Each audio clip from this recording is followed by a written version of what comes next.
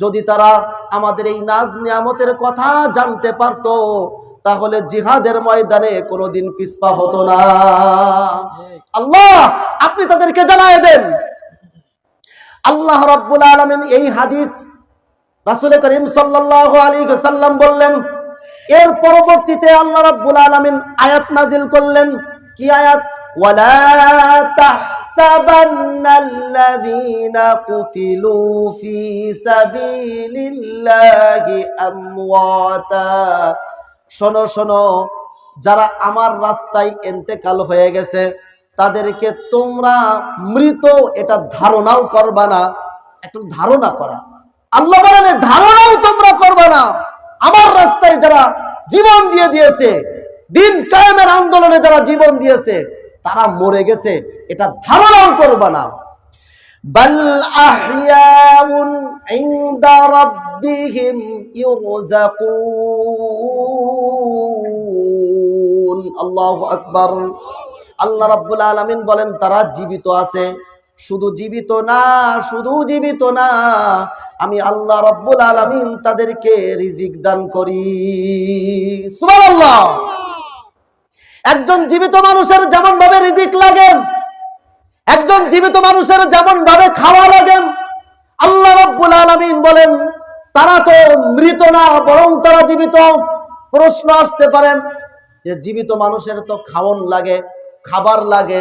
আল্লাহ বলেন ইউরযাকুন ইনদা রাব্বিহিম ইউরযাকুন, তাদের প্রভুর নিকট তাদের রিজিক প্রাপ্ত হয়। আসলে মাহফিল শোনানো দরকার, যাদেরকে আগামীর বাংলাদেশ গঠন করার জন্য, যাদেরকে ইনসাফের উপরে, সততার উপরে প্রতিষ্ঠা করার জন্য, যাদেরকে এই ওয়াজ, এই কোরআন, এই সুন্নাহ যাদেরকে শোনানো দরকার ছিল, তারা আজকে মেলার ময়দানে। ঠিক কিনা? এজন্য মাহফিল কমিটিকে উদাত্ত আহ্বান জানাবো যে আগামীতে এই মেলা বন্ধ করতে হবে। মাহফিলে লোক হোক আর না হোক, এই মেলা বন্ধ করতে হবে। ভাই, আমরা এই মাহফিলগুলো দিই নিছক সওয়াবের জন্য। আমরা কিছু শিখি আর না শিখি, এই মাহফিল তো একার টাকাই না, একার টাকায় এলাকার প্রত্যেকটা খেটে খাওয়া মানুষের, একেবারে নিম্ন শ্রেণী থেকে উচ্চ শ্রেণী পর্যন্ত প্রত্যেকটা বাড়ির একটা একটা বিন্দু বিন্দু কষ্টের টাকা দিয়ে এই মাহফিল হচ্ছে। প্রত্যেকের মনের ভিতরে একটা জিনিস আশা থাকে যে আমি সেখানে যাই বা না যাই, আমি কিছু টাকা দিয়ে শরীক থাকলাম, যে সওয়াবের ভাগীদার কমপক্ষে আমি হলাম। কিন্তু এই মেলা দিয়ে পাশে এই সমস্ত দোকান বসিয়ে এখানে যে গুনাহগুলো হচ্ছে, এই দোকান বসার সুযোগ যারা করে দিয়েছে তাদের এই গুনার ভাগীদার তারা হবে কি হবে না? আপনাদের কাছে প্রশ্ন রাখলাম, বলেন। এখানে যে সমস্ত মেয়ে ছেলেরা এসেছে, এখানে পুরুষরা আর মেয়ে ছেলে একত্রিত হয়ে যা কিছু করতেছে তার একটা ভাগ আপনাকে অবশ্যই নিতে হবে, যারা এই মাহফিল কমিটিতে যারা ওইটাকে অনুমোদন দিয়েছেন। ঠিক কি না? এই জন্য শুরুতে আমি এই আহ্বান রাখতে চাই। আজকের মাহফিলগুলোতে লোক না হওয়ার অন্যতম কারণ গতানুগতিক মাহফিল হয়ে গেছে। একটা সময় মাহফিল ছিল, কোরআনের কথা ছিল, হাদিসের কথা ছিল, সুন্নাহর কথা ছিল, মানুষকে সত্যের দিকে আহ্বানের কথা ছিল। সেই সমস্ত মাহফিলগুলোতে মানুষ ভরে গেছে। শীতের সময়, প্রচন্ড শীতের মধ্যে মানুষ নিঃশ্বাস ফেলতে পারে না, এমন শীতের মধ্যে মাহফিল শুনেছে কি শুনে নাই? এমন কি মাইলের পর মাইল হেঁটে, মাইলের পর মাইল সাইকেল চালিয়ে যে, এবং মাইলের পর মাইল, শত শত মাইল সামনে যে মাহফিল শুনেছে, এমনও লোক এখানে বসা আছেন না নাই? এই জন্য ভাই, এই মাহফিলকে মাহফিলের মতো, মাহফিলের আঙ্গিকায়, মাহফিলের সেই পজিশনে রাখতে হবে, তাহলেই আমাদের ফায়দা হবে, অন্যথায় এটা গতানুগতিক মাহফিল হয়ে যাবে। আসুন সর্বপ্রথম আমরা সেই রব্বে কারিমের দরবারে, জাল্লে জালালুহু আম্মা নাওয়ালুহুর আলী শান দরবারে শুকরিয়া জ্ঞাপন করে আমাদের এই আলোচনা আমরা শুরু করব। যিনি আমাদেরকে সুস্থ রেখে, নিরাপদ রেখে, স্বাধীন সার্বভৌম বাংলাদেশের একটা ছোট্ট স্বাধীন ভূখণ্ডের মধ্যে আমাদেরকে বসবাস করিয়ে সমস্ত ব্যস্ততাকে পিছনে ফেলে এই মাহফিলের প্যান্ডেলে যে আমরা আসতে পারলাম, বসতে পারলাম, নিছক কার তৌফিকে? কথা হলো না? এটা কে নিয়ে এসেছেন? আরো জোরে আওয়াজ দেন, আরো জোরে ডাক দেন, আল্লাহ। হৃদয়ের গভীর থেকে ডাক দেন, আরো জোরে ডাক দেন আল্লাহ। ডাক দিতে কি ভয় পান? ডাক দিতে ভয় পান? একটু জোরে আওয়াজ দেন তো আল্লাহ। হৃদয়টা ভালো লাগে কি লাগে না? চোখটা বন্ধ করে ডাক দেন আল্লাহ। দেখেন তো জীবনে যত গান শুনেছিলেন, জীবনে যত নাটক দেখেছিলেন, যত সিনেমা দেখেছিলেন, দেখেন তো এই আল্লাহ ডাক্তার দেওয়ার সাথে সাথে জীবনের সব দুঃখ কষ্ট ভুলে গেছেন কিনা? একটু চোখ বন্ধ করে আর একটা ডাক দেন আল্লাহ। অনুভূতি পেয়েছেন? এই ডাক দেবেন তো সবসময় ইনশাআল্লাহ। বলেন তো এখানে কার তৌফিকে এসেছি? জোরে আল্লাহর তৌফিকে এসেছি। এই জন্য সর্বপ্রথম আমরা সেই আলিশান দরবারে সেজদা অবনত চিত্তে উঁচু আওয়াজে আকাশ বাতাসকে প্রকম্পিত করে গগন বিদারী চিৎকার দিয়ে সকলে একসাথে সমস্যারে আমরা পড়ব আলহামদুলিল্লাহ। আমরা তিনটা তাকবীর দিব, তিনটা তাকবীর দিব। এই তাকবীরের পর আমরা মূল আলোচনা শুরু করব। যদি তাকবীর আমার মন মতো হয় আলোচনা চলবে, আর যদি তাকবীর আমার মন মতো না হয় এদিক সেদিক বলে শেষ। এখন সিদ্ধান্ত আপনাদের কাছে, ঠিক আছে? খালি আমি একা বকবো আর আপনারা এখানে কান ভারী করবেন, ওর ভিতরে আমি নাই, ঠিক আছে ইনশাল্লাহ?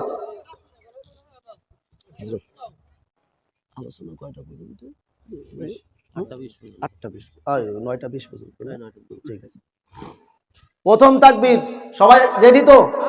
গলা কাশি দেন, এই তো ঠিক আছে।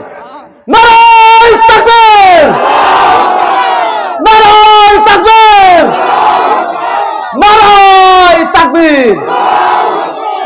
যাক, সকল জড়তা কেটে গেছে, এবার আলোচনা করতে সুবিধা হবে।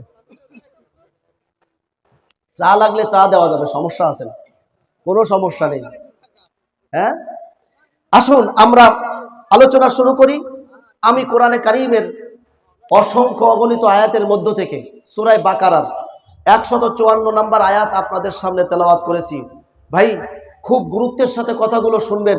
হৃদয় থেকে কথা বলবো, কোরআন থেকে কথা বলবো, সুন্নাহ হাদিস থেকে কথা বলবো, একটা বাইরের কথা পাবেন না। আমি এখানে কোনো রাজনৈতিক কোনো মঞ্চ আমি এখানে আসি নাই, বা এখানে রাজনৈতিক মঞ্চ নাকি? আমি রাজনীতির কোনো আলোচনা করব না। আমি কোরআন এবং হাদিস থেকে কথা বলবো, কথাগুলো দিল দিয়ে শুনতে হবে। আল্লাহ তাআলা আমাদের মৃত্যু আছে না নাই? এই মৃত্যুর ব্যাপারে মুসলমান যেমনই একমত, হিন্দুরাও তেমনই একমত, বৌদ্ধরাও তেমন একমত, খ্রিস্টানরাও তেমন একমত। মৃত্যুর ব্যাপারে পৃথিবীতে ইখতিলাফপূর্ণ লোক পাওয়া অসম্ভব। আছে না নাই? না না। মৃত্যুকে বিশ্বাস করে পৃথিবীর সকলেই, সকল ঘরানার মানুষ। সেটা হতে পারে বাংলাদেশি, হতে পারে ইন্ডিয়ানে বাড়ি, ইন্ডিয়ায় বাড়ি, হতে পারে পাকিস্তানি, হতে পারে আমেরিকান, হতে পারে ইউরোপিয়ান, হতে পারে আরব, হতে পারে আজম। সকল মানুষ একটা বিষয়ে একমত, তার নাম জোরে বলতে হবে। জোরে বলেন। সকল মানুষ একটা বিষয়ে একমত, তার নাম মৃত্যু। এই মৃত্যু মানুষের ঘটে বিভিন্ন আঙ্গিকে। কেউ তার ঘরের মধ্যে, বেডের মধ্যে, বালিশের উপরে মৃত্যুবরণ করে, আছে না নাই? কেউ আবার হাসপাতালের মধ্যে, বেডের উপরে, হাসপাতাল বেডের উপরে চিৎকার করতে করতে মৃত্যুবরণ করে, আছে না নাই? কেউ আবার রাস্তার মধ্যে অ্যাক্সিডেন্ট করে মৃত্যুবরণ করে, আছে না নাই? কেউ আবার পানির মধ্যে ডুবে মৃত্যুবরণ করে, আছে না নাই? কেউ আবার আগুনে পুড়ে মৃত্যু হয়ে যায়, এমন ঘটনা দুনিয়ায় আছে না নাই? কেউ আবার শাহাদাত বরণ করে, কেউ আবার যুদ্ধের ময়দানে, প্রচন্ড যুদ্ধ, কেউ আবার দ্বীন কায়েমের আন্দোলনে, কেউ আবার ইসলাম কায়েমের আন্দোলনে, প্রচন্ড যুদ্ধের মধ্যে যুদ্ধ করতে করতে শাহাদাত বরণ করে, আছে না নাই?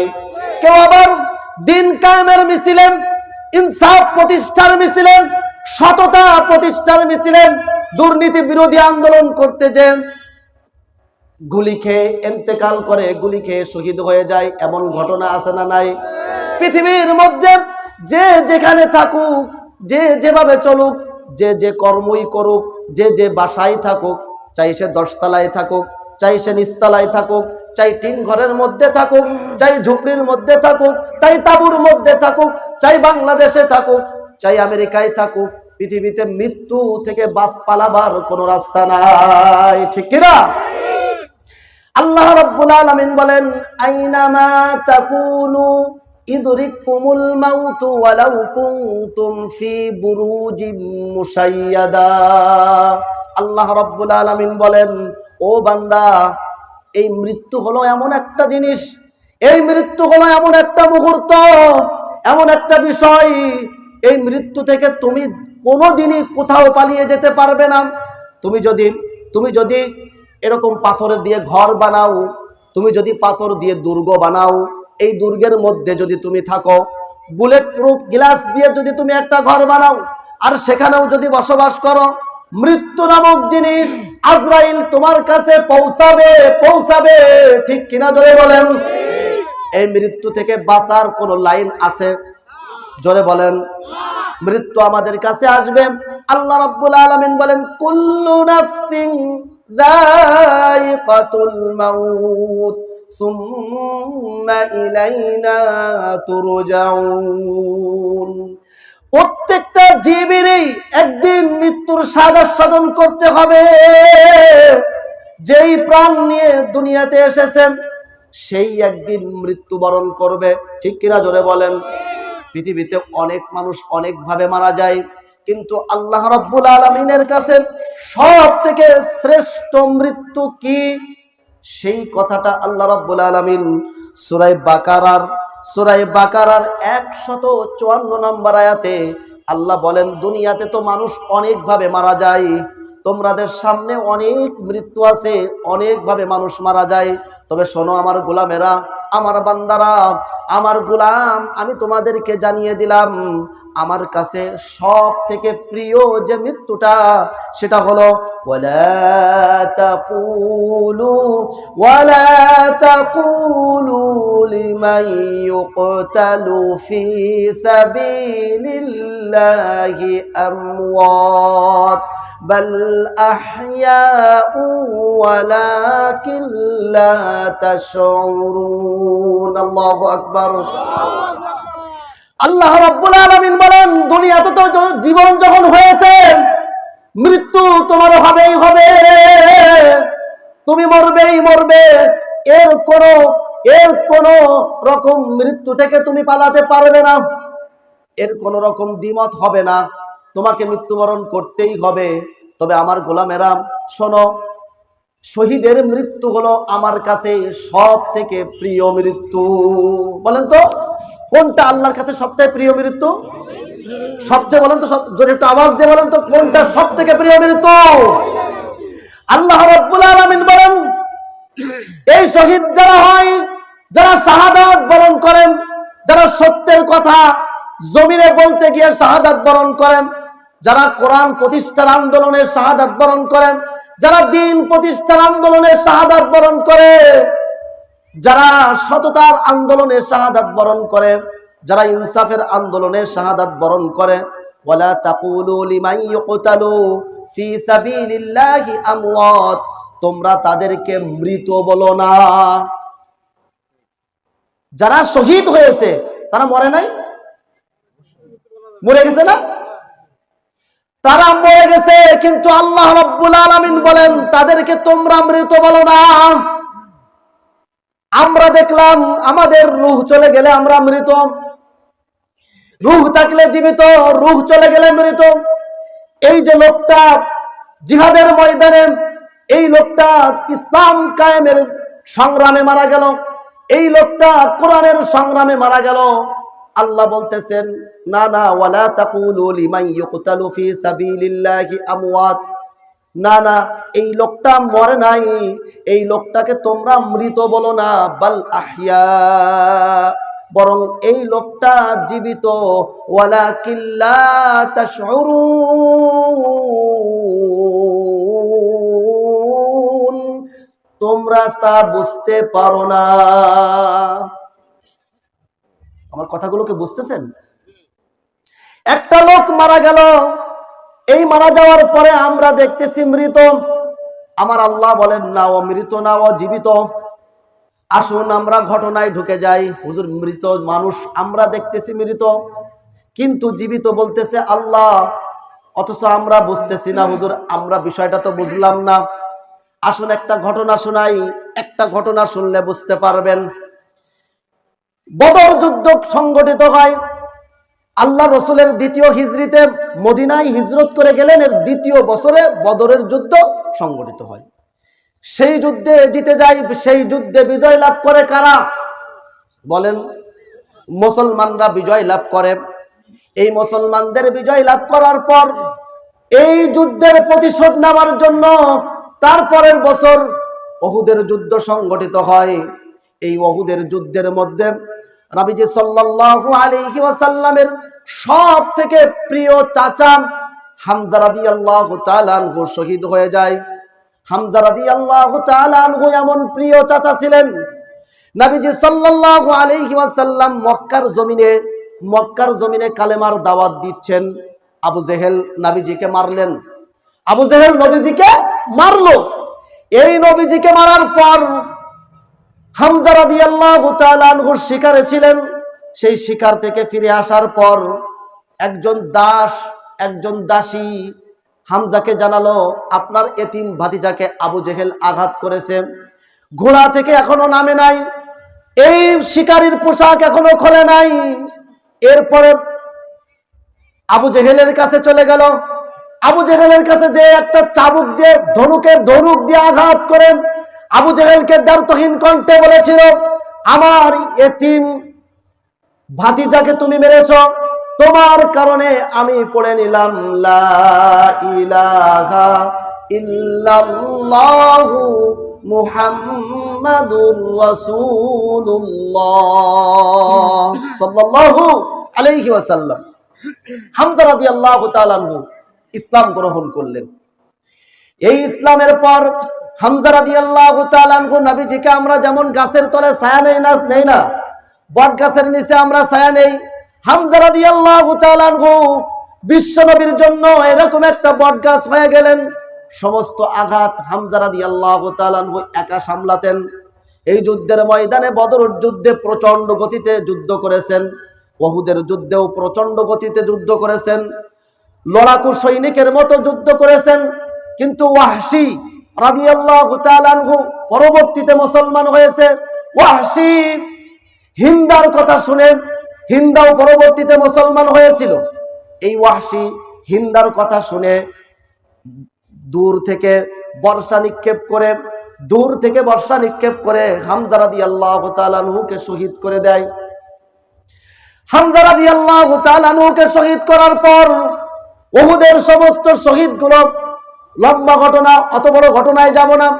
উহুদের যুদ্ধে 70 জন মুসলমান শহীদ হয়েছিল। সব শহীদগুলো একত্রে যখন করা হলো, নবীজি সাল্লাল্লাহু আলাইহি ওয়াসাল্লাম প্রত্যেকটা শহীদকে দেখতেছেন। এমন একটা লাশের উপরে ওনার চোখ পড়ে গেল, যে লাশের চোখ নাই, নাক নাই, কান নাই, বুক ফাড়া, কলিজা পর্যন্ত বের করেছে। হিন্দা রাদিয়াল্লাহু তাআলা আনহা পরবর্তীতে মুসলমান হয়েছে। এই কলিজা বের করে হিন্দা চিবাইছে, এই কান দিয়ে, এই নাক দিয়ে, এই ঠোঁট দিয়ে মালা বানায় গলায় ঝুলাইছে, হাতে ব্রেসলেট বানাইছে। হিন্দা রাদিয়াল্লাহু তাআলা আনহা তখন মুসলমান হয় নাই। এই লাশ দেখে নবীজি সাল্লাল্লাহু আলাইহি ওয়াসাল্লামের দু চোখ বেয়ে পানি পড়ে, নবীজির কলিজা খান হয়ে গেলেও আল্লাহর রাসূল এই সমস্ত লাশগুলোকে দাফন করে দিল। এই দাফনের অবস্থা এমন যে লাশগুলোকে কাফন পরাবে, কাফনের মতো কাপড় নাই। এইবার পাহাড়ি ঘাস, ইস্কির নামক ঘাস দিয়ে এই লাশগুলোকে কাফন পরায়। এরপরে আল্লাহর রাসূল দাফন করে দিল। এই দাফনের 47 বছর পর হযরত মুআবিয়া রাদিয়াল্লাহু তাআলা আনহু, তখন শাসক ছিলেন, খলিফা ছিলেন হযরত মুআবিয়া রাদিয়াল্লাহু তাআলা আনহু। এই মুআবিয়া রাদিয়াল্লাহু তাআলা আনহুর জামানায় মদিনায় পানির সংকট দেখা দিল। উনি দুইজন ইঞ্জিনিয়ার নিয়োগ করলেন। মদিনার অদূরে, মদিনার পাশেই উহুদ পাহাড়, 2-3-4 কিলোমিটার দূরে উহুদ পাহাড়। ওই ইঞ্জিনিয়ার দুইজনকে বললেন, শোনো শোনো, এই মদিনার উহুদ পাহাড়ের পাদদেশে যে কূপ রয়েছে, ওই কূপ থেকে তোমরা মদিনায় পানি সরবরাহ করো। এই উহুদের যুদ্ধ যেখানে হয়েছিল সেই দিক দিয়ে খোঁড়ার জন্য যে খোঁড়ার যন্ত্রপাতি নিয়ে খোঁড়া শুরু করলো পাইপ লাইন দেওয়ার জন্য। এইবার খুঁড়তে খুঁড়তে খুঁড়তে খুঁড়তে হঠাৎ একটা লাশের গায়ে কোপ লেগে গেছে। এবার কোপ লাগার পরে ফিনকি দিয়ে রক্ত তাদের উপরে বের হয়ে গেল। দুইজন ইঞ্জিনিয়ার সহ কর্মকর্তা যারা ছিল তারা সবাই হতবাক, এইটা কার লাশ? কোপ লাগার সাথে তাজা রক্ত বের হচ্ছে। এইবার তারা মুআবিয়ার কাছে সংবাদ দিল। মুআবিয়া রাদিয়াল্লাহু তাআলা ঘটনাস্থলে আসলেন। এইবার ঘটনাস্থল থেকে 2টা লাশ বের হলো। এই খনন করার কাজে 2টা লাশ বের হলো। একজনকে চেনা গেল, একজন হলেন হযরত হামজা রাদিয়াল্লাহু তাআলা আনহু। তার গা দিয়ে তখনও পর্যন্ত, তার গা দিয়ে, তার শরীর দিয়ে তখনও পর্যন্ত তাজা রক্ত বের হচ্ছিল। জোরে বলেন সুবহানাল্লাহ। কত বছর পর? 47 বছর পর। 47 বছর পর এই লাশ, আমাদের লাশ কয় ঘন্টা থাকে? আমাদের লাশ 24 ঘন্টা, একদিন 2 দিন, তারপরে পছন্দ ধরে। ঠিক কিনা জোরে কন? একদিন 2 দিন পরে আমাদের লাশ পছন্দ ধরে। যদি আমরা উপরে রেখে দেই, এরপরে ফুলে যাবে, ফেটে যাবে, গন্ধ বের হবে। কিন্তু মাটি দেওয়ার পর, মাটি দেওয়ার 1-2 দিনের মধ্যে লাশের সব কিছু শেষ। আমাদের অবস্থা এই। আর 47 বছর পর, 47 বছর পর হযরত হামজা রাদিয়াল্লাহু তাআলা আনহু, তার লাশটা অবিকল যেভাবে কবর দেওয়া হয়েছিল, এই হাঁটু পর্যন্ত কাপড় ছিল, কাপনের কাপড়। তার যে পোশাক পরিহিত ছিল, হাঁটুর পর থেকে ইস্কির ঘাস, আল্লাহর কসম দিয়ে বলি, ইতিহাস লেখে এই ইস্কির ঘাস পর্যন্ত নষ্ট হয় নাই। এর ভিতরে আরেকজনের লাশ, তার নাম আব্দুল্লাহ, তার ছেলের নাম জাবের, জাবের ইবনে আব্দুল্লাহ। আব্দুল্লাহর লাশ পাওয়া গেল। উহুদের যুদ্ধে 70 জন শহীদের মধ্যে একজন ছিল আব্দুল্লাহ। এই আব্দুল্লাহর লাশ এই খনন কাজের মধ্যে পাওয়া গেল। আব্দুল্লাহর লাশটা উঠানো হলো। এই আব্দুল্লাহর লাশ উঠানোর পরে দেখা গেল এই লাশ এইভাবে হাতটা তার মুখের উপরে চাপ দিয়ে আছে। যারা ফের আবার কবর দেবে, আবার কবর দিতে গেলে সুন্দর করে হাতটা সরায় সুন্দর করে আবার কবর দেবে। কিন্তু হাতটা সরানোর সাথে সাথে এই মুখ দিয়ে এই ক্ষত স্থান দিয়ে ফিনকি দিয়ে রক্ত বের হয়ে গেল। আবার অটোমেটিকলি হাতটা তাড়াতাড়ি আবার মুহূর্তের মধ্যে সেই ক্ষত স্থান ধরে রেখেছে। ধরে রাখার পর আবার বন্ধ হয়ে গেল। 47 বছর পর আব্দুল্লাহর গা থেকে তাজা রক্ত বের হয়েছে। এর মাধ্যমে এই কোরআনে কারিমের এই আয়াত প্রমাণিত, ওয়ালা তাকুলু লিমান ইউকতালু ফি সাবিলিল্লাহি আমওয়াত বাল আহইয়াউ ওয়ালাকিন লা তাশউরুন। আল্লাহ রাব্বুল আলামিন বলেন, ও আমার গোলামেরা, আমার বান্দারা, যারা আমার রাস্তায় তাদের জীবনকে উৎসর্গ করলো, যারা দিন কায়েমের জন্য তাদের জীবনকে উৎসর্গ করে দিল, যারা ইসলাম কায়েমের জন্য, ইনসাফ কায়েমের জন্য তাদের জীবনকে উৎসর্গ করে দিল, তাদেরকে তোমরা মৃত বলো না, বরং তারা জীবিত। আপনাদের কাছে প্রশ্ন রাখতে চাই, এই তাজা রক্ত বের হয় জীবিত মানুষের নাকি মৃত মানুষের? জোরে বলতে হবে, জোরে বলতে হবে, আরো জোরে বলতে হবে। তাহলে 47 বছর পর, 47 বছর পর এই যে হামজা রাদিয়াল্লাহু তাআলা আনহুর লাশ পাওয়া গেল, এই যে আব্দুল্লাহর লাশ পাওয়া গেল, এই দুইজনের গা দিয়ে জীবিত মানুষের মধ্যে ফিনকি দিয়ে রক্ত বের হচ্ছে। বলেন তো এরা কি মরেছে নাকি জীবিত আছে? আল্লাহ রাব্বুল আলামিন বলেছেন, বাল আহইয়া, তারা জীবিত, ওয়ালাকিন লা তাশউরুন, তোমরা বোঝো না, তোমরা সেটা বুঝতে পারো না, অনুভব করতে পারো না। পরের আয়াতে আল্লাহ রাব্বুল আলামিন সূরা আলী ইমরানের 169 নম্বর আয়াত, এই আয়াত বুঝতে গেলে এটা একটা হাদিস শোনা লাগবে। খুব খেয়াল দেন, হাদিসের মধ্যে আসছে নবীজি সাল্লাল্লাহু আলাইহি ওয়াসাল্লাম উহুদের যুদ্ধে ৭০ জন শহীদকে দাফন করার পর নবীজি সাল্লাল্লাহু আলাইহি ওয়াসাল্লাম একটা হাদিস বললেন, শোনো শোনো, উহুদের যুদ্ধে যারা শহীদ হয়েছে তারা আল্লাহর কাছে গেছে, আল্লাহ তাদেরকে জান্নাতের মধ্যে সবুজ পাখির মধ্যে তাদের রূহটা ঢুকায়া দিয়েছেন। তারা জান্নাতের ঝর্ণা দিয়ে, জান্নাতের পাহাড় পর্বত দিয়ে তারা ঘুরে বেড়ায়, আর তারা বিভিন্ন ধরনের ফল ফলাদি খায়, তারা জান্নাতের নাজ নিয়ামত ভোগ করেন। মাঝে মাঝে তারা আরশের নিচে একটা ঝাড়বাতি, স্বর্ণের একটা ঝাড়বাতি আছে, এই ঝাড়বাতিতে তারা সেই পাখি বসবাস করে, সবুজ পাখি। কি পাখি? সবুজ পাখি। এই পাখি বসবাস করে, তারা এত নাজ নিয়ামতের মধ্যে আছে। এইবার আল্লাহর কাছে তারা আবেদন জানালো, আল্লাহ, দুনিয়াতে যে সমস্ত সাথীরা যারা দুনিয়াতে আছে তারা তো আমাদের এই নাজ নিয়ামত দেখে নাই, এত নাজ নিয়ামতের মধ্যে আমরা আছি। আল্লাহ, যদি তারা আমাদের এই নাজ নিয়ামতের কথা জানতে পারতো তাহলে জিহাদের ময়দানে কোনোদিন পিছপা হতো না। আল্লাহ, আপনি তাদেরকে জানায় দেন। আল্লাহ রাব্বুল আলামিন এই হাদিস রাসূল করিম সাল্লাল্লাহু আলাইহি ওয়াসাল্লাম বললেন। এর পরবর্তীতে আল্লাহ রাব্বুল আলামিন আয়াত নাজিল করলেন। কি আয়াত? ওয়ালা তাহসাবান্নাল্লাযীনা কুতিলু ফি সাবিলিল্লাহি আমওয়াতা।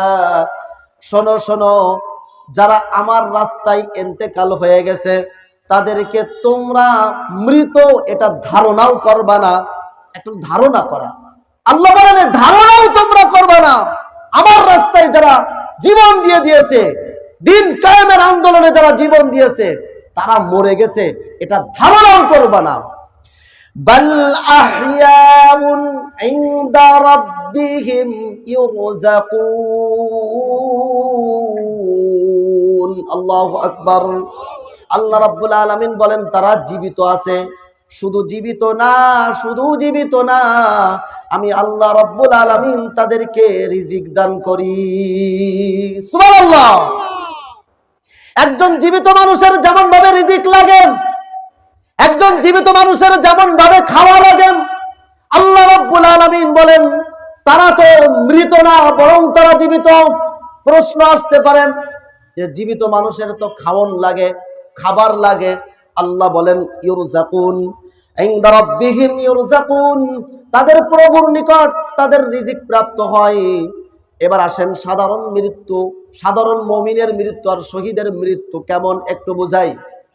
সাধারণ মানুষ মারা যায়, একটা মুমিন মানুষ মারা গেলে, একটা মুমিন বান্দা মারা গেলেন, তার রূহটা ইল্লিজ্জিন নামক জায়গায় চলে যায় আর তাকে দাফন করা হয় কবরস্থানে। রূহ আছে ইল্লিজ্জিনে, তাকে দাফন করা হয়েছে কোন জায়গায়? কবরস্থানে। একজন মুমিন বান্দা, এই মুমিন বান্দা জান্নাতে যাবে কবে? বলে যে জান্নাতে যাবে হাসরের ময়দানে উঠবে, তারপরে বিচারের মাঠ কায়েম হবে, ইনসাফ কায়েম হবে, দাড়িপাল্লা মিজান দাঁড় করানো হবে, তার হিসাব হবে, নিকাশ হবে, এরপরে আল্লাহ রাব্বুল আলামিনের জান্নাতে যাবে। অনেক দিনের ব্যাপার, কিন্তু তার তুলনায় একজন শহীদের জান্নাতে যাওয়ার অবস্থা কেমন? বলে যে মৃত্যু, শহীদের জন্য মৃত্যু হলো একটা সাঁকো, একটা সেতু, এই পারে দুনিয়া, ওই পারে আল্লাহর জান্নাত। শহীদ এখন মারা যাবে, এই মরে যাওয়ার সাথে সাথেই জান্নাতে। সুবহানাল্লাহ বলবেন না? মরে যাওয়ার সাথে সাথেই কই? জান্নাতে। কেমন যেন দুনিয়া একটা সাঁকো, মৃত্যু নামক একটা কালবাট, একটা সেতু পার হয়েই জান্নাতে। এই কথা বলতে গিয়ে সহিহ মুসলিমের নবীজি সাল্লাল্লাহু আলাইহি ওয়াসাল্লাম একটা হাদিস বলেছেন, ইন্না রুহাস শুহাদা ফি হাওয়াসিল তায়রিন খাদরিন।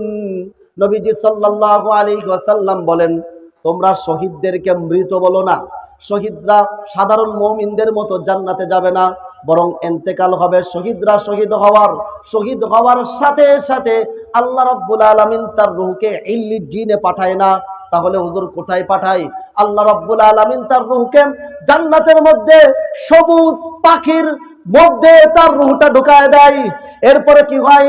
তাসরাহু ফিল জান্নাতি শাআত, এরপরে সেই পাখি জান্নাতের মধ্যে উড়তে থাকে, এক প্রান্ত থেকে আরেক প্রান্তে যায়। কার রূহ? শহীদের রূহ। কার রূহ? শহীদের রূহ। কার রূহ বলেন? শহীদের রূহ। এবার আসেন একটা ঘটনা শোনাই। মুতার যুদ্ধ, নবীজি সাল্লাল্লাহু আলাইহি ওয়াসাল্লামের জীবনের সব অনেক গুরুত্বপূর্ণ একটা যুদ্ধ। মুতার যুদ্ধের মধ্যে রোমান সৈন্যের সাথে 1 লক্ষ সৈন্য, সেই সৈন্যের বিরুদ্ধে 3000 সৈন্যকে আল্লাহ রাব্বুল আলামিন প্রস্তুত করলেন, আল্লাহ রাসূল প্রস্তুত করলেন। 1 লক্ষের বিরুদ্ধে, 1 লক্ষের বিপক্ষে কয় হাজার? বলেন 1 লক্ষের বিপক্ষে কয় হাজার? আমার কথা কি শুনতেছেন? আছেন আপনারা? 1 লক্ষের বিপক্ষে কয় হাজার? 3000। এই 3000 সৈন্য নবীজি সাল্লাল্লাহু আলাইহি সাল্লাম, 1 লক্ষ কাফেররা, এর বিপক্ষে 3000। বলেন তো, পৃথিবীর ইতিহাসে মুসলমানরা সবসময় কম ছিল। প্রত্যেকটা যুদ্ধে মুসলমানরা কম ছিল। বিজয় দিয়েছে কে? কিসের মাধ্যমে? ঈমানের মাধ্যমে। কিসের মাধ্যমে? ঈমানের মাধ্যমে। এই জন্য যারা আমাদেরকে খুন করতে চায়, আমাদেরকে গুম করতে চাও, আমাদেরকে গুপ্ত হত্যা করতে চাও, তাদেরকে জানিয়ে রাখি, আমাদের দেশ নিয়ে যারা ষড়যন্ত্র করতে চাও, তাদেরকে জানিয়ে রাখি, তোমাদের ভূখণ্ড বড়, তোমাদের জনবল বড়, অস্ত্রে তোমরা বেশি, কিন্তু একটা জিনিস বাংলার জনগণের মধ্যে আছে, তার নাম কি? ঈমান। ঈমানের রসে, ঈমানের স্রোতে তোমরা পৃথিবীর সকলে ভেসে যাবে ইনশাআল্লাহ। ঠিক কি না? মুতার যুদ্ধ সেনাপতি নিযুক্ত করল রাসূল সাল্লাল্লাহু আলাইহি সাল্লাম। সেনাপতি নিযুক্ত করলেন নবীজি সাল্লাল্লাহু আলাইহি সাল্লাম 3 জনকে। বলেন তো, একটা যুদ্ধের সেনাপতি, একটা বাহিনীর সেনাপতি হয় কয়জন? একজন। নবীজি সাল্লাল্লাহু আলাইহি সাল্লাম কয়জনকে করলেন? 3 জনকে সেনাপতি নিযুক্ত করলেন। প্রথম হলেন তার পালক পুত্র যায়েদ রাদিয়াল্লাহু তাআলা আনহু। এরপরে দ্বিতীয় জন তার চাচাতো ভাই জাফর ইবনে আবি তালেব রাদিয়াল্লাহু তাআলা আনহু। তৃতীয় জন আব্দুল্লাহ ইবনে রাওহা রাদিয়াল্লাহু তাআলা আনহু। এই 3 জনকে নবীজি সাল্লাল্লাহু আলাইহি ওয়াসাল্লাম বললেন, যাও, বাড়ি যাও, চিরবিদায় নিয়ে তোমরা মুতার প্রান্তরে সেনাপতির দায়িত্ব পালন করবে। যায়েদ রাদিয়াল্লাহু তাআলা আনহু দাঁড়িয়ে বললেন, ইয়া রাসূলুল্লাহ, ইয়া হাবিবাল্লাহ, আমি আপনার পালক পুত্র, আমার তো কোনো ঘরদোর নাই, আমার আব্বা আম্মা নাই, আপনি আমার বাপ মা, আপনার কাছ থেকে আমি বিদায় নিলাম। জাফর রাদিয়াল্লাহু তাআলা আনহু বাড়িতে গিয়ে স্ত্রী সন্তানের কাছ থেকে বিদায় নিয়ে চলে আসতেছে। আব্দুল্লাহ ইবনে রাওহা বাড়িতে গিয়ে স্ত্রীর কাছে বিদায় নিয়ে, সেই দিন আব্দুল্লাহ ইবনে রাওহার ফুল সজ্জার রাত ছিল। তিনি স্ত্রীকে ভালো করে দেখেনও নাই, তার সাথে ভালো করে কথাও বলেন নাই। জিহাদের ময়দানে নবীজি সাল্লাল্লাহু আলাইহি ওয়াসাল্লাম বলেছেন, ওই বাসর রাতকে ফেলে দিয়ে জিহাদের সেনাপতির দায়িত্ব পালন করার জন্য মুতার প্রান্তরে চলে গেছেন। প্রচন্ড যুদ্ধ হলো, প্রচন্ড জিহাদ হলো। এই জিহাদের ময়দানে হযরত যায়েদ ইবনে হারেসা রাদিয়াল্লাহু তাআলা প্রথম নাম্বার সেনাপতি শহীদ হয়ে গেলেন। এরপরে ইসলামের ঝান্ডা ধরলেন জাফর ইবনে আবি তালেব রাদিয়াল্লাহু তাআলা আনহু, দ্বিতীয় নাম্বার সেনাপতি। কথা শুনতেছেন? আছেন আপনারা? এবার জাফর রাদিয়াল্লাহু তাআলা আনহু অনেকগুলো কাফেরকে জাহান্নামে পাঠিয়ে, এইবার জাফরের এক হাতে কোপ দিল, কাফেররা হাত কেটে পড়ে গেল। ইসলামের ঝান্ডা এরপর বাম হাতে নিল, বাম হাত কোপ দিল, বুকের সাথে ধরে ইসলামের ঝান্ডাকে পথ পথ করে উড়িয়ে রাখলো। পাশের সাহাবীকে ডাক দিয়ে বলল, ও আমার রাসূলের সাহাবী, আমি এখন জান্নাতের ঘ্রাণ পাচ্ছি, আমি আমার জান্নাতের সেই জায়গাটা দেখতে পাচ্ছি যেখানে আল্লাহ রাব্বুল আলামিন আমাকে আমার জন্য নিযুক্ত করেছেন। শোনো আমার রাসূলের সাহাবী, নবীজি সাল্লাল্লাহু আলাইহি ওয়াসাল্লামের কাছে আমি জাফরের সংবাদ দিয়ে দিবে, জীবনের শেষ মুহূর্তেও আমি ইসলামের পতাকাকে উঁচু করে রেখেছি, পড়তে দেই নাই। হযরত জাফর রাদিয়াল্লাহু তাআলা আনহু শহীদ হয়ে গেলেন। আব্দুল্লাহ ইবনে রাওহা, আবু উবাইদা ইবনুল জাররাহ রাদিয়াল্লাহু তাআলা আনহু, 2 জন সাহাবী দেখলেন যে জাফর শহীদ হয়ে গেছে, দ্রুত গতিতে এগিয়ে আসলেন ইসলামের ঝান্ডা নেওয়ার জন্য। ইসলামের ঝান্ডা নেওয়ার জন্য এগিয়ে এসে দেখে জাফর রাদিয়াল্লাহু তাআলা আনহুর বাম হাত কাটা, ডান হাত কাটা, পা কাটা, গলা কাটা, শুধু মাথাটা এক পাশে থেকে কামড়ায় ইসলামের পতাকা উঁচু করে রেখেছে। সুবহানাল্লাহ। আবু উবাইদা ইবনুল জাররাহ বললেন, আমরা জাফরের পাকে একত্রিত করলাম, হাতকে একত্রিত করলাম, দেহ মুবারক একত্রিত করলাম, পা থেকে মাথা পর্যন্ত চুমু খাইলাম, সুন্দর করে কাফন পরিয়ে তাকে দাফন করে দিলাম। এবার রাতের বেলায় স্বপ্ন দেখি জাফর ইবনে আবি তালেব রাদিয়াল্লাহু তাআলা আনহু স্বপ্নের মধ্যে বলতেছেন, আমি স্বপ্নের মধ্যে জাফরকে দেখে বললাম, ও জাফর, আল্লাহ রাব্বুল আলামিন তোমার সাথে কেমন ব্যবহার করেছে? জাফর রাদিয়াল্লাহু তাআলা আনহু বলেন, আল্লাহ রাব্বুল আলামিন আমার রূহটাকে একটা সবুজ পাখির মধ্যে আমার রূহটাকে দিয়ে দিয়েছে। আমি জান্নাতে ফেরেশতাদের সাথে উড়ে বেড়াচ্ছি, যেখানে ইচ্ছা সেখানে যাচ্ছি। তবে আল্লাহ রাব্বুল আলামিনের কাছে আমি আর একবার আরজি পেশ করেছি যে আল্লাহ আমাকে আর একবার দুনিয়ায় পাঠায় দেন, আমার এই মূল্যবান জীবনটা আপনার রাস্তায় আমি আর একবার কুরবান করে আসি। সুবহানাল্লাহ। আল্লাহ রাব্বুল আলামিন, আল্লাহর রাসূল বলেন যারা শহীদ হয় তাদের জন্য আল্লাহ রাব্বুল আলামিন 7টা পুরস্কার রেখেছেন। কয়টা পুরস্কার? এই 7টা পুরস্কারের কথা বলে আমি আজকে বক্তব্য শেষ করব। 7টা পুরস্কার, অল্প টাইম আমার জন্য, বেশি কথা বলার সুযোগ নাই। 1 নম্বর, আল্লাহ রাসূল বলেন লিশ-শাহীদি সিত্তু খিসালিন, এখানে আছে 6টা, কিন্তু আমার গণনায় আছে 7টা। হাদিসের মধ্যে বলা হয়েছে কয়টা? 6টা, আর আমার গণনায় আমি পাইছি 7টা। লিশ-শাহীদি সিত্তু খিসালিন, নবীজি সাল্লাল্লাহু আলাইহি ওয়াসাল্লাম বলেন একজন শহীদেরকে আল্লাহ রাব্বুল আলামিন 7টা মর্যাদা দান করবেন। কয়টা? 7টা। এখানে আছে 6টা, আমি বলবো 7টা। 1 নাম্বার, ইউগফারু লাহু ফি আউয়ালি দাফআতিন, আল্লাহর নবী বিশ্বনবী জনাবে মুহাম্মদুর রাসূলুল্লাহ বলেন যে কোন শহীদের রক্ত জমিনে পড়ার আগেই তার জীবনের সব গুনাহকে আল্লাহ রাব্বুল আলামিন মাফ করে দেন। গুনাহ নাই এমন কোন ব্যক্তি এখানে আছে? জীবনে অনেক গুনাহ হয়েছে, অনেক নামাজ কাজা গেছেন, অনেক রোজা কাজা গেছেন, অনেকবার হজ ফরজ হয়েছে, হজ করি নাই, যাকাত ফরজ হয়েছে, যাকাত দেই নাই, জীবনে আকাম কুকামের কম করি নাই, সুদ ঘুষ কম খাই নাই, মিথ্যা কথা কম বলি নাই, ওজনে কম দেয় নাই, ওজনে কম দেওয়া এটা কম করি নাই। এইবার বিভিন্ন ধরনের অপকর্মের মধ্যে আমরা জড়িত কি জড়িত না?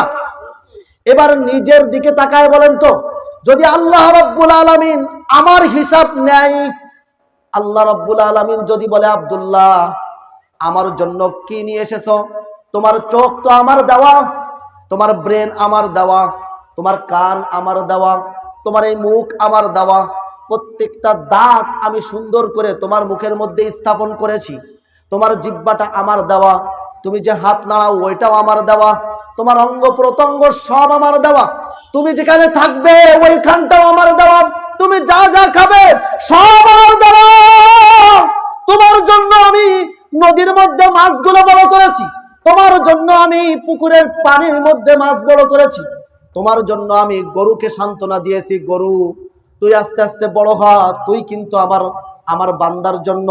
ছাগলকে বলেছি ছাগল আস্তে আস্তে বড় হ, তোর গোশত কিন্তু আমার বান্দা খাবে। তোমার জন্য গরুর বাছুরকে দুধ খাইতে দেই নাই। ও আব্দুল্লাহ আমার জন্য কি নিয়ে এসেছ? আপনি বুকে হাত দিয়ে বলেন, এই হিসাব প্রত্যেকটা জীবনের প্রত্যেকটা মুহূর্তের হিসাব যদি আল্লাহ আমাদের কাছে চায়, আমরা কি পার পাবো?